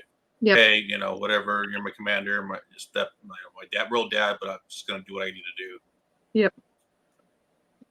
Yeah, I thought Adam was gonna be the more hard one, but we see that. But yeah, I mean, we had a couple of scenes that was before this one right here that I stopped at, but really it's not a whole lot that happens. You got Homegirl still following her, running around trying to find a dragon and everything else. But then we have this scene right here, Rhaenyra and Alicent come together for a second time, which is also not in the book. Their first meeting wasn't in the book either. Coming in, I think it does make their case stronger. I think it does make the characters stronger and stuff overall. With these two scenes, I thought both of them they acted together pretty well, made it feel important and everything else. But like Alicent comes to see her this time. I like their dynamic. I do really like it. Like it's like we used to be like good friends, but things have happened and it's gone too far. Yeah, and things have happened and it's gone too far. And then like Alicent, the first time Alicent was in the seat of power. The second time in this meeting, Rhaenyra is obviously in the seat of power. She just got an army. She found out Daemon's on her side. She's got more dragons now. It looks very good. Now, I'm going to tell you guys. Alicent doesn't have no power anymore. I'm going to tell you guys. You watch the season. You see everything that's happening. Everything's falling in place. It looks like Rhaenyra and her squad's like beefed up. They all leveled up. This all coming together, it seems. She's got, like I said, an army, Daemon, and she's got more dragons. This is Game of Thrones, guys. Don't forget that. We're watching a Game of Thrones series, even though it's called House of the Dragon. So that love in your heart for certain characters, you might want to reserve it. You might not want to get too attached. Okay, guys? We'll just say that. As long as it's Kristen. Because when we get into season 3, episode 1, Rhaenyra is not going to win the battle. Okay, guys, it's not going to happen. Like, when I should have said not battle, but war. She's not just going to win it in the first episode and then season 3 is over. So obviously, shit's going to happen that's like going to be like things they have to worry about and fight up against and stuff like that. So we're going to see what's up. Well, Rhaenyra, she's not dying, so. There are other people that will. I hope Kristen. Wait, Brandi. What? She's not what?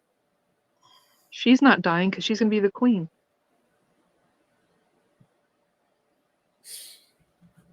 Okay, well. We see it. Yeah, sometimes people say things they don't know nothing about. All right, so here we go. We go.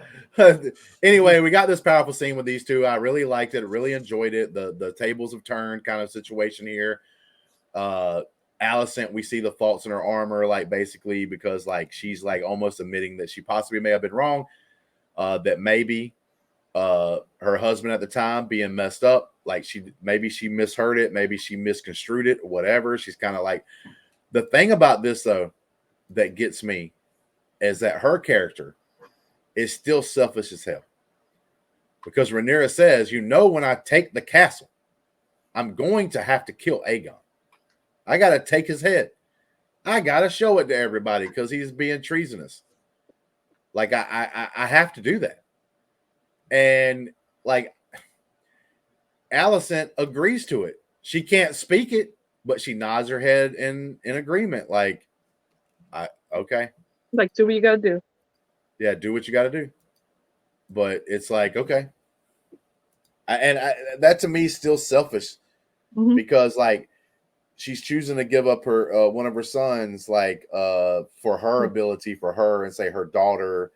Like, she doesn't even care about Aemon. She's like, Aemon's going to be gone. Then her and her daughter is basically planning on, like, or she's planning on taking her daughter. We don't know if that's going to happen, but her plan is for her and her daughter to get the hell out of there and just go whatever.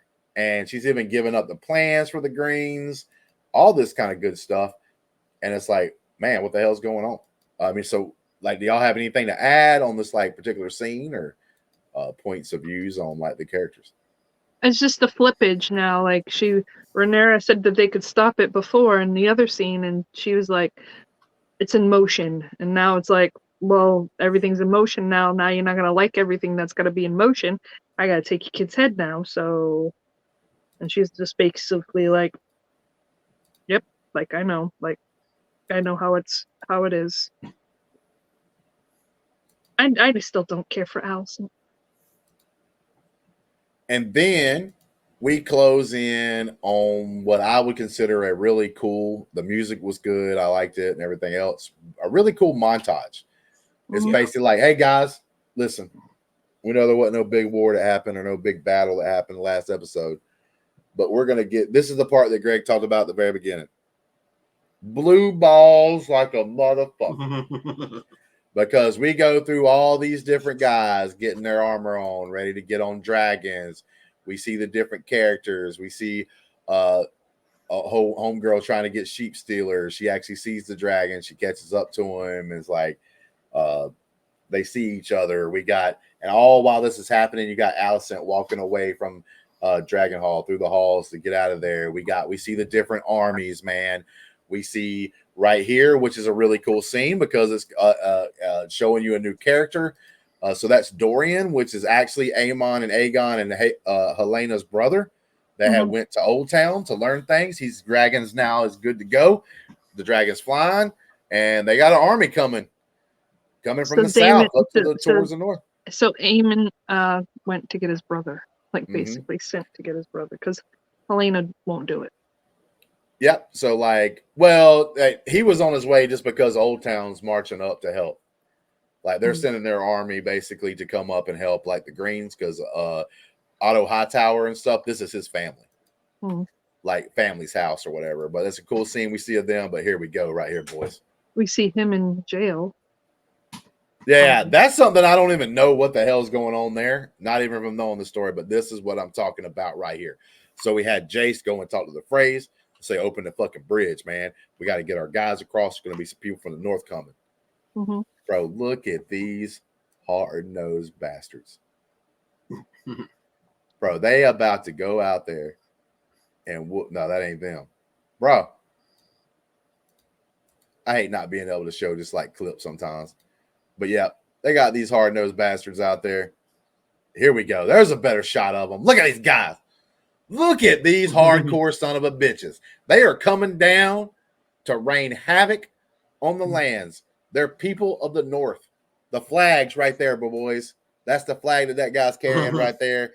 Look at these old bastards. But don't look at these guys and be like, oh, man, they're kind of old. They're not that good. Nah, bro. Look at the faces. They have seen hardship, and they about to perform hardships on other people's that gets in their way, bro. Then we had the Lannisters, the brother of the guy we saw most of the episode, him and that army marching. It looks like they might see Harrenhal in the distance, maybe coming up to the rivers. We got Daemon coming out, prepared, walking up towards like his dragon and shit, and his people. We got Alicent still slowly making her way through the castle, which I thought was like a really cool touch. We got the other Lannister that's bringing the ships and the pirates on. We got Big Daddy Sea Snake over here, hand of the queen, fitting to go get on his new boat to go and attack the people from coming with the pirates. There's the new dragon sheep stealer out here. Looks like actually eating the sheep. Makes sense. This is Otto Hightower trapped in a cage. I don't know. What the hell happened to this guy? I think Aemon locked him up. I don't understand if Aemon will lock him up. You don't know a lot of shit. I don't know why Aemon would lock him up though, because Aemon's actually sending for him. You remember he says, "Go send for Otto Hightower. He's going to be my new hand." So Aemon actually wants him to be the hand. So either he's in the cage. So here we go. Maybe Aegon threw him. Well, this is what my two theories on this particular moment is. One is that Aemon's got him in a cage, forcing him to come because maybe he didn't want to come back.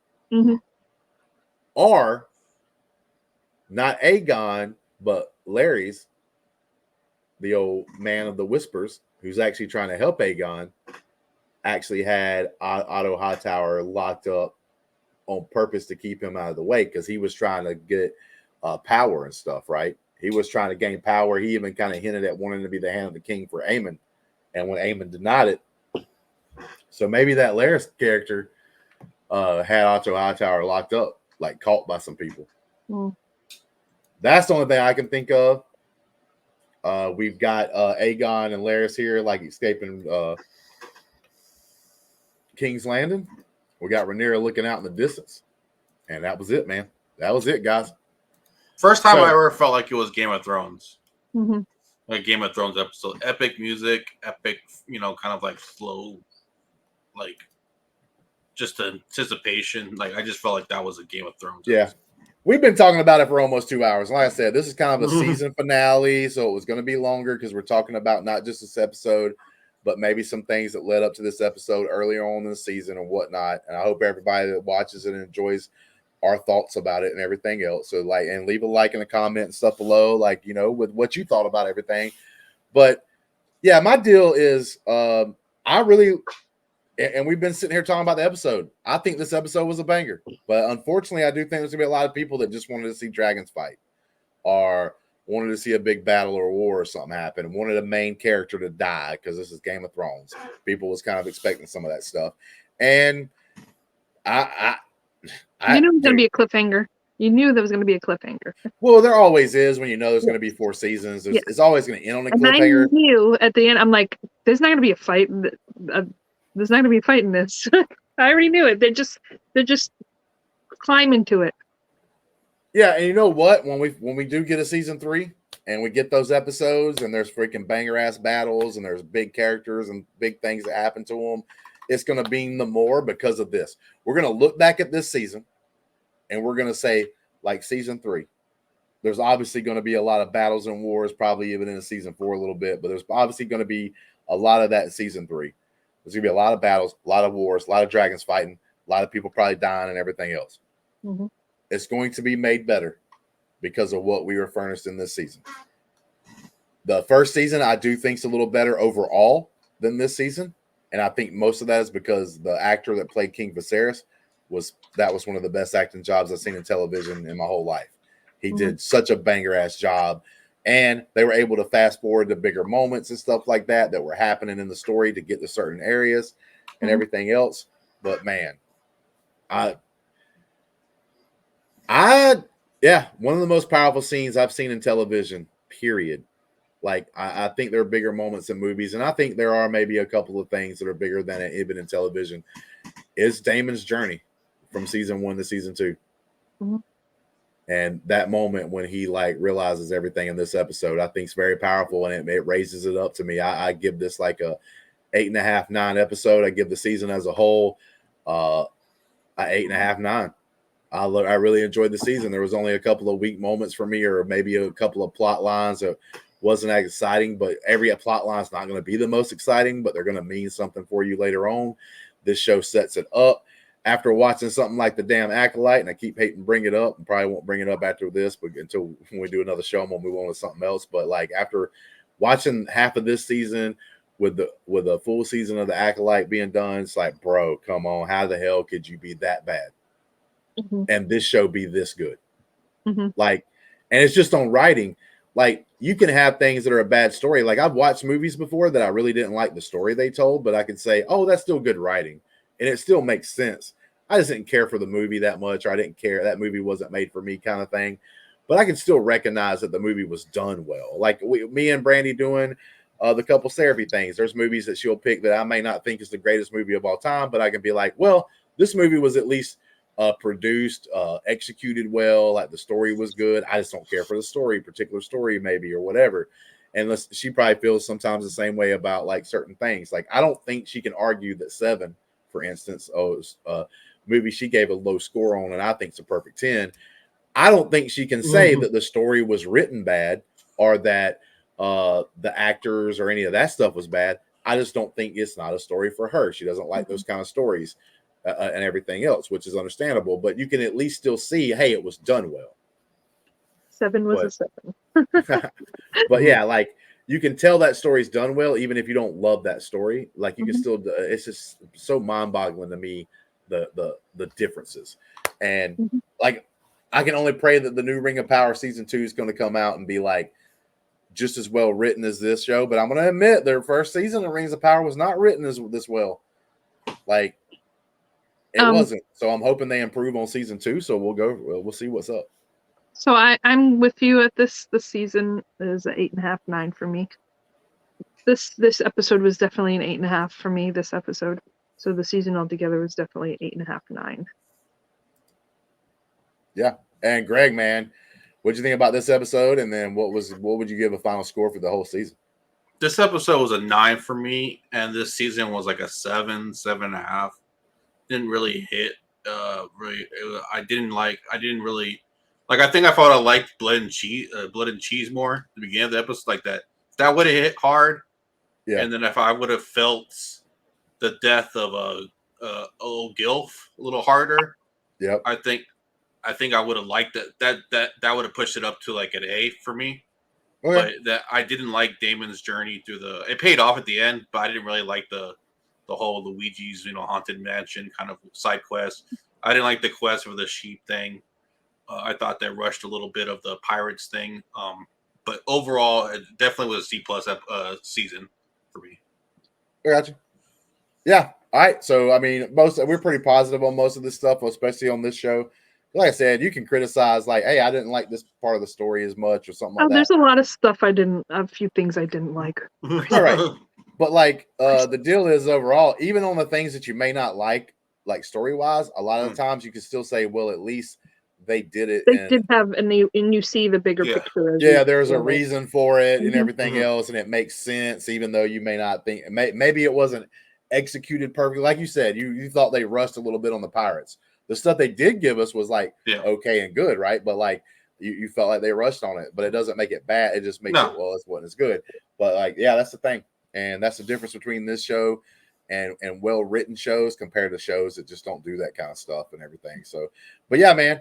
As you can tell, we'll be here. We'll be here for. I'm pretty sure Greg and Brandi will be both here for the new show that's going to be coming out. I can't remember exactly. It's got a different name, but it's about Dunk and Egg.